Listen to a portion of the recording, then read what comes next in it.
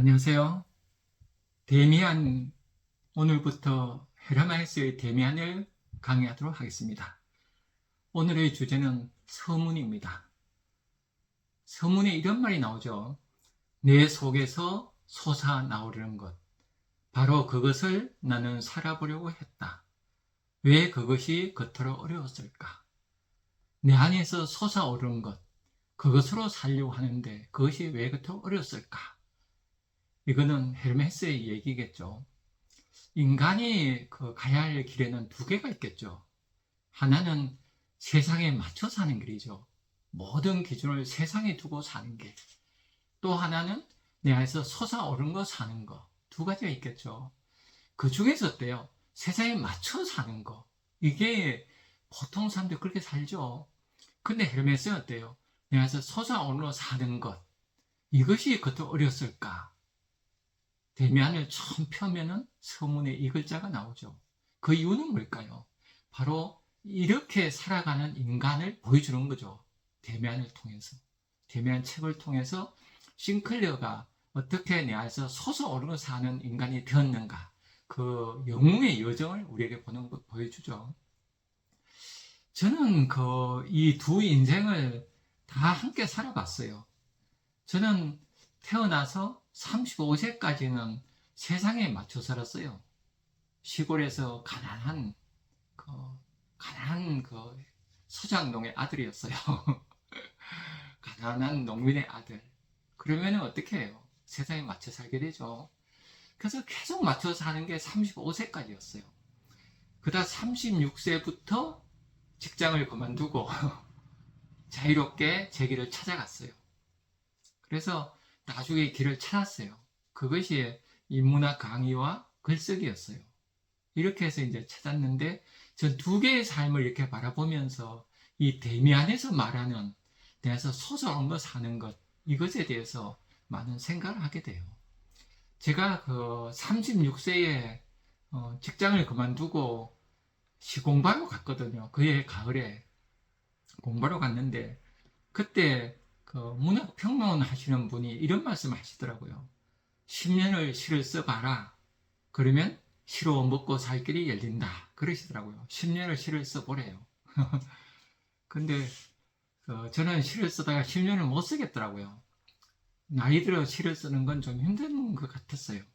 그래서 나중에 에세이로 바꾸면서 에세이로 쭉 가고 있거든요. 그래서 10년을 한 길을 간다는 건 어때요? 그것이 저는 내 안에 솟아오르는 것이 있을 때는 10년을 갈 수 있다고 봐요. 근데 세상에 맞춰서 사는 것은 10년, 100년 살 수 있지만은 그죠. 내 안에 솟아오른 거로 10년을 간다. 그러면 그것이 나의 길이라고 봐요. 평생 그 길을 가게 됐다고 봐요. 그래서 이 내 안에 솟아오른 게 뭐냐? 그럴 때 내 안에 있는 영혼, 셀프, 융이 얘기하는 참나라고 생각해요. 셀프라고 생각해요. 공자님이 얘기한 논에도 그런 기질이 나와요. 학야, 녹제, 기중. 학, 공부를 하면은 녹이 그 안에 있다. 녹이 녹봉, 돈이죠. 공부를 하면 돈이 있다. 그 얘기예요. 저는 이때 공부라는 거는 지식 위주 공부가 아니라 나를 키우는 공부죠. 솟아오르는 사는 삶을 얘기하죠, 이때는. 저는 내가 솟아오르는 살아보니까 정말 학야 하니까 그 길을 가니까 녹제 돈이 간에 있어요. 많은 돈이 있는 건 아니지만 하여튼 먹고 살게는 돼요. 이게 저는 인간이 가야 할 길이라고 생각 들었어요. 이 안에 솟아오른 거 사는 삶. 이거를 공자가 얘기했다 봐요. 공자는 항상 천병을 생각했죠. 하늘의 명령. 근데 그 천의 명령을 내 안에 본성으로 봤어요. 천명지 위성. 천명이 내 안에 본성이 있다. 그렇게 공자님이 그랬죠. 그러니까 내 안에 솟아오른 것이 내 본성이죠. 본래의 인간의 마음에서 솟아오르며 사는 거. 이렇게 사는 게 천명이에요. 하나의 명령이죠. 그렇게 살면은 그 안에 돈이 따라온다 이야기예요. 저는 자유롭게 살아보면서 이런 걸 많이 느껴요. 정말 소정을 사는 사람들은 어쨌건 먹고 살더라고요. 잘 사네야 못 사네 그건 이제 다음 문제죠. 근데 우리가 어때요? 내 안에 솟아오른 걸 사는 것이 왜 힘들어요? 세상에 맞춰 살아가는 삶의 유혹이 너무 커져. 지금 우리가 사는 세상은 자본주의잖아요. 이 자본주의는 돈을 최고로 보죠. 하나의 종교라고 그러잖아요, 자본주의를. 그래서 물질을 숭배하는 세상에서 내 안에 솟아오른 걸 사는 것이 힘든 이유가 계속 유혹을 해요. 명품 입은 사람 보면 어때요? 멋있어 보이잖아요, 그죠? 아우라가 느껴지죠. 명품, 좋은 메이크업, 브랜드 보면은 잘 만들었잖아요. 디자인도 좋고. 그죠? 신발도 그렇고, 옷도 그렇고, 차도 그렇고, 아파트도 그렇고. 그러니까 우리가 좋은 거는 좋은 줄 알잖아요, 인간이. 그래서 거기서 어때요? 마음이 가게 되죠. 견물생심 그러잖아요. 물질을 보면은 마음이 생겨나요. 그래서 계속 그런데 이제 세상에 맞춰 살면 어찌 될까요? 맞춰 살면은 결국은 내 안에 솟아오는 힘이 약해져요. 그래서 인생이 저는 허무해진다고 봐요. 저는 맞춰 살아보니까 나중에 못 견디겠더라고요. 35세, 34세, 5세 정교조에 있거든요. 정교조에 보니까 저를 알게 됐어요. 인간이 어떻게 살아질지 알았죠. 알고 저를 보니까 제 삶을 이렇게 살 수 없다는 생각이 들더라고요. 그래서 저는 그때 우울과 근태를 이렇게 직면했어요. 그리고 이제 제 길을 가게 됐죠. 그러면 인간이 내가 솟아오는 걸 살아야 될까? 맞춰야 살아야 될까? 이런 시를 또 한번 공부해 보죠. 객석에 앉은 여자 김성희. 그녀는 늘 어딘가가 아프다네. 이런 데가 저런 데가 늘 어느 곳인가가 아프기 때문에 삶을 열렬히 살 수가 없노라고. 그녀는 늘상 자신에게 중을 그리고 있지. 지연된 꿈, 지연된 사람, 지연된 인생, 유보된 인생. 이 모든 것은 아프다는 이름으로 용서되고 그녀는 아픔의 체면수를 항상 자기에게 그리고 있네. 난 아파. 난 아프기 때문에 난 너무도 아파서. 그러나 그녀는 아마도 병을 기르고 있는 것만 같아. 삶을 피하기 위해서, 삶을 피하는 자신을 용서해주기 위해서, 살지 못했던 삶에 대한 하나의 변명을 마련하기 위해서, 꿈의 상실에 대한 알리바이를 주장하기 위해서 그녀는 늘 어딘가 아프다네. 이런 데가 저런 데가 늘 그저 그런 뜬 곳이. 시가 슬프고 아프죠.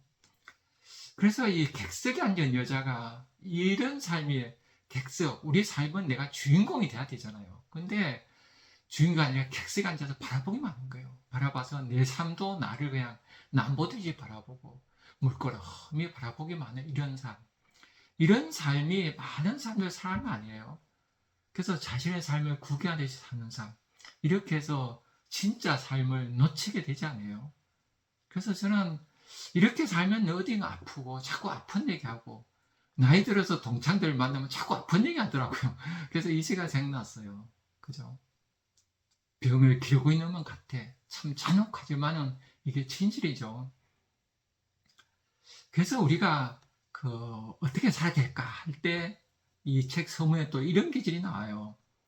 한 사람은 그저 그 자신일 뿐만 아니라 일회적이고 아주 특별하고 어떤 경우에도 중요하며 주목할 만한 존재이다. 한 사람 한 사람은 그저 그런 삶일 수 있어요. 그죠? 50만 인구 중에 한 50억 분의 1 아무것도 아니잖아요. 그러나 그 한 사람이 아주 특별하고 어떤 경우도 중요하며 중요한 존재이다. 이 살면서 아주 중요한 이런 존재. 저는 우리가 어떻게 사느냐에서 들여다봐요. 그 사마천 사기를 쓴 사마천이 그런 얘기겠죠.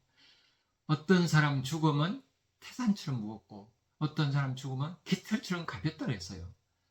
그러니까 인간은 동물과 달리 동물은 어때요? 본능에 따라 사니까 다 멋있게 살아요. 근데 인간은 이제 생각을 하잖아요. 그 생각을 잘못해서 그냥 객석에 앉아서 이렇게 구야를 바라보면 깃털처럼 가벼운 삶이 돼요. 그래서 우리 삶을 만들어 가야 된다 봐요. 내 삶의 주인이 되어서.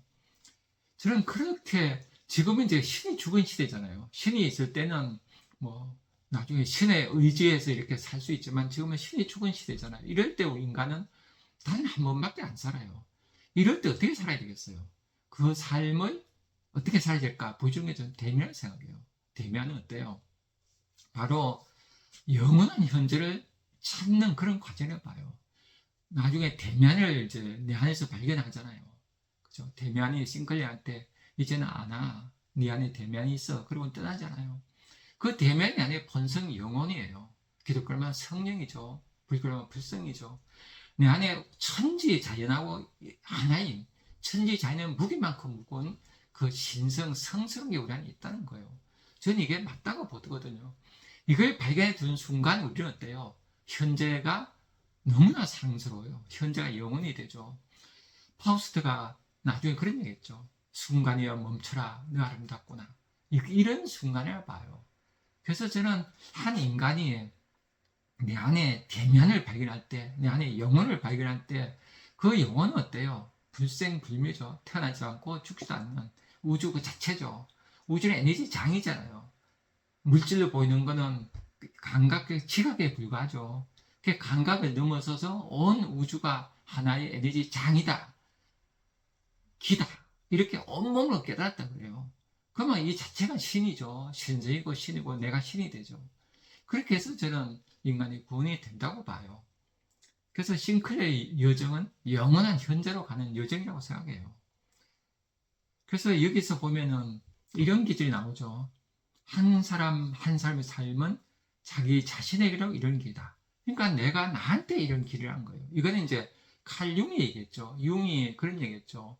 인생의 목적은 자기신이다. 이 자기는 셀프죠. 내 안에 셀프가 있고 인간의 에고가 있죠. 근데 에고로 살아가죠. 자, 세상 속에 나가 자예요. 남자다, 여자다, 과장이다, 대통령이다, 부장이다, 국회의원 이런 게 다 에고 자예요. 이 자로 살아가요. 그래 진짜 내 안에 있는 셀프는 따로 있어요. 그 셀프가 나를 구현할 때 진짜 인생을 사는 거죠. 셀프가 대통령이면은 대통령으로 충실히 살려면 셀프를 구현할 때 뭐 있어요. 셀프를 구현 못하고 대통령이란 거기에 집착하면 나중에 어때요? 비참한 말로가 되잖아요. 우리 주변에 보이잖아요. 그래서 진짜 인생은 셀프가 나를 통해서 꽃이 피우는 거 이렇게 생각하면 되겠죠. 그래서 저는 그 인생의 목적은 자기실이다. 이 얘기를 듣고 제 인생을 뒤돌아보니까 35세까지 세상에 맞춰 살았잖아요. 제 인생이. 그냥 세상에 맞춰서 장남으로 열심히 장남 역할을 살았어요. 그러나 뒤돌아보니까 그 안에서도 나를 실현하는 몸부림이 있었더라고요. 저는 고등학교 때 무협지를 많이 봤거든요. 그 무협지를 보면서 밤에 어때요? 내가 천하 제일 그죠? 천하를 제패하는 그런 무사 그렇게 생각했어요. 근데 그 이태백이 이런 얘기 했더라고요. 문의는 혁객을 꿈꾼다. 이 얘기 들으니까 화들짝 저는 놀랐어요. 문의는 혁객을 꿈꾼다. 혁객은 어때요? 칼로 이 세상의 정의를 세우는 거잖아요. 근데 저는 이제 마음이 약하고 소심해서 칼로는 자신 없으니까 무협지를 보면서 대리만족했어요. 그러다 나중에 결국 글을 쓰게 됐거든요. 이 글을 쓰는 게 결국은 펜을 휘두른 거지만 그게 칼이죠. 노트북을 톡톡 두드리지만 그는 칼을 휘두른 거죠. 이렇게 해서 제 인생을 뒤돌아보니까 결국은 자기 실현이 되는 과정이더라고요. 그래서 이 대면에 이런 말이 나와요. 서문이죠. 모든 인간의 삶은 자기 자신에게 이르는 여정이고 길을 찾으는 시도이며 누구에게나 그 길은 암시적으로만 존재한다. 지금껏 누구도 온전한 자기 자신이 되어본 사람은 없지만 누구나 그렇게 되기 위해 분투한다. 우둔한 자도 총명한 자도 저마다 자신의 능력껏 애를 쓴다. 모든 인간은 출생의 잔유물, 태초의 점액과 알껍데기를 죽는 날까지 지닌 채 살아간다. 그중 다수는 인간이 결코 되지 못하고 개구리로 머물거나 도마뱀, 개미에 그치고 만다. 상반신은 인간, 하반신은 물고기로 남는 이들도 상당수이다. 그럼에도 결국 그 모든 한 인간 창조는 자연의 시도이다. 이 천지자연은 어때요? 생명체를 살게 하죠.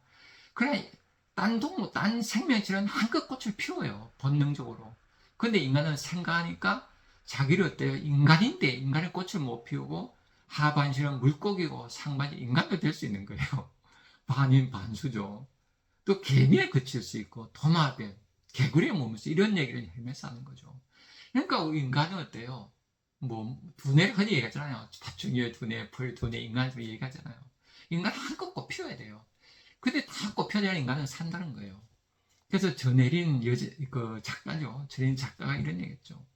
나는 실컷 살지 못했어. 생을 사랑해. 그랬죠. 그럼 우리 어떻게 될까요? 어떻게 공부해야 될까요? 밥을 마음을 찾아야죠. 그래서 맹자가 그런 얘기했죠. 애처롭도다. 사람이 닭이나 개를 잃어버리면 찾을 줄 알면서도 마음을 잃어버리고는 찾을 줄 모르는구나. 학문의 길이란 다른 것이 없다. 그 잃어버린 마음을 찾는 것일 뿐이다. 이 마음 안에서 본성, 셀프를 찾아야 되죠. 그래서 그 바울이 그런 얘기했죠. 내가 사는 것이 아니요 그리스도께서 내 안에 사신다. 내 안에 셀프가 산다는 거예요.